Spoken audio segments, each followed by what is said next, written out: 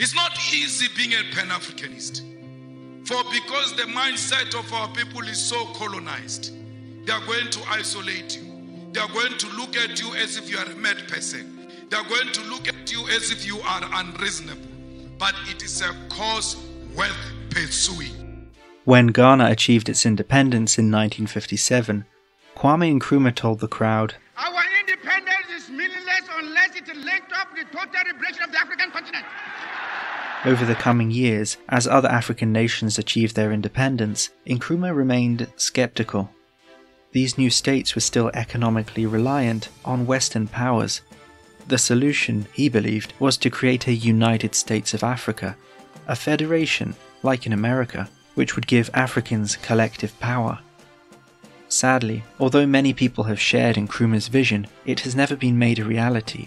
The African Union today is a pale imitation of the Pan-African dream. Diplomacy and politics have failed to deliver. Another option would be military conquest, invading other African countries to create a federation. But even if you could win the war, local people would reject the federation as invaders. There is a third way. What if you created a political party which connected not just with people in your country, but with citizens across the continent? What if you created branches of that party across Africa? What if all those parties ran in elections, and countries where they won flourished? From the grassroots, you could create the United States of Africa. This is the story of Julius Malema's Pan-African dream. And being one means we must share the same vision and the same direction.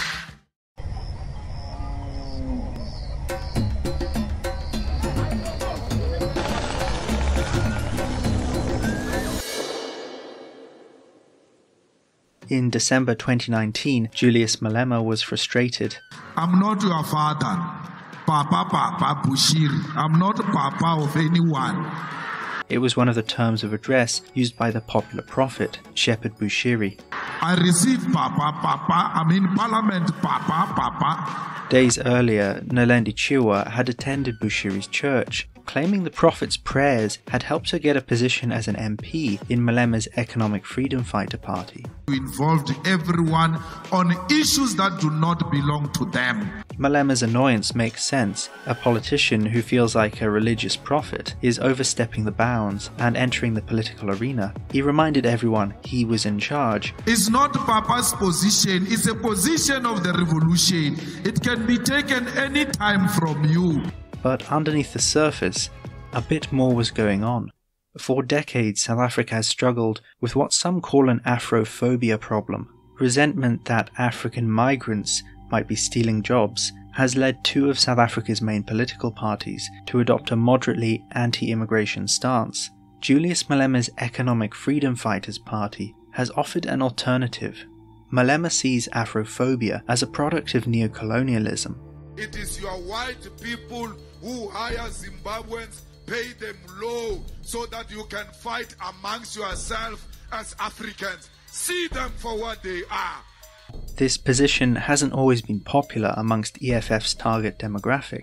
Malema has been told he will lose votes over the issue. "I must lie so that they can vote for me." There were no borders, and we must all of us unite in that call. As a consequence, the EFF has gained support amongst South Africa's 2 to 5 million migrants. Another figure who has spoken up against xenophobia in South Africa is Prophet Shepherd Bushiri.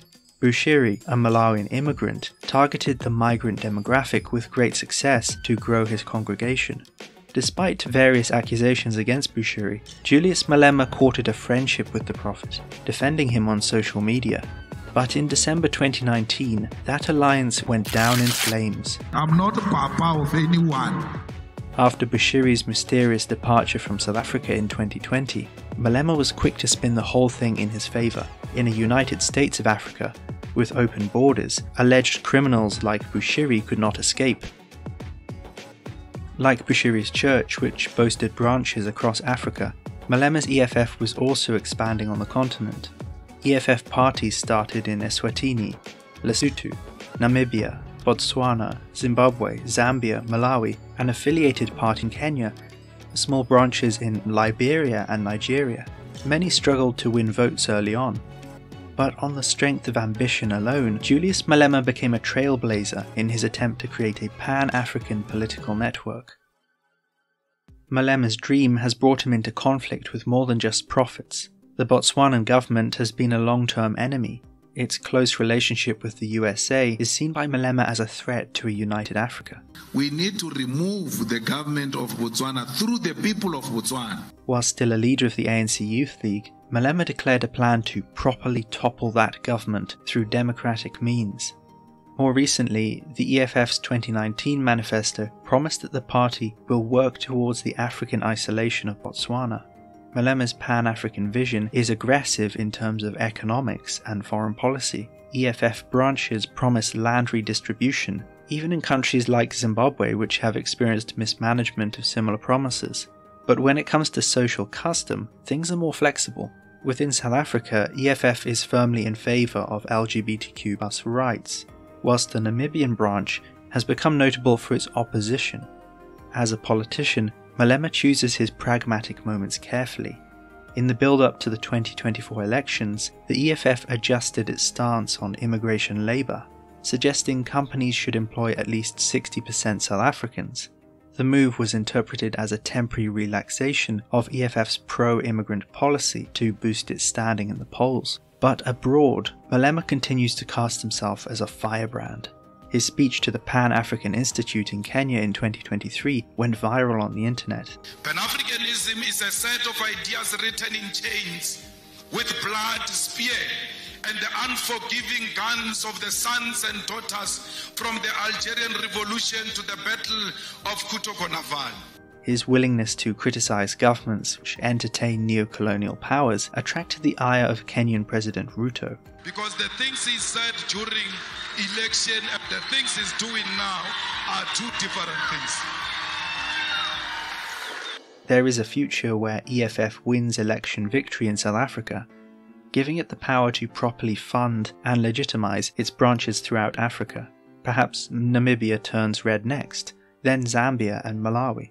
Under pressure from an emerging African coalition, other states work to build positive ties with the bloc. Local populations protest, demanding the land and jobs available in neighbouring EFF states.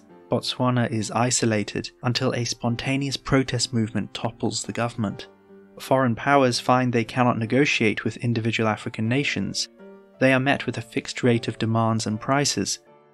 Gradually, the socialist Pan-African revolution spreads across the continent, a second wind of change which truly sets Africa free from its neo-imperialist shackles, just as Nkrumah foresaw all those years ago.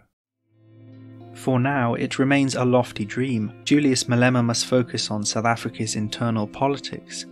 But whatever you think of him, of everyone on the continent, Malema is probably the closest to driving forward a United States of Africa. It is a historic vision, a radical vision, and a vision he has placed himself at the heart of. I regard no part of Africa as being foreign to me, because Africa, all of it, belongs to me and I belong to Africa.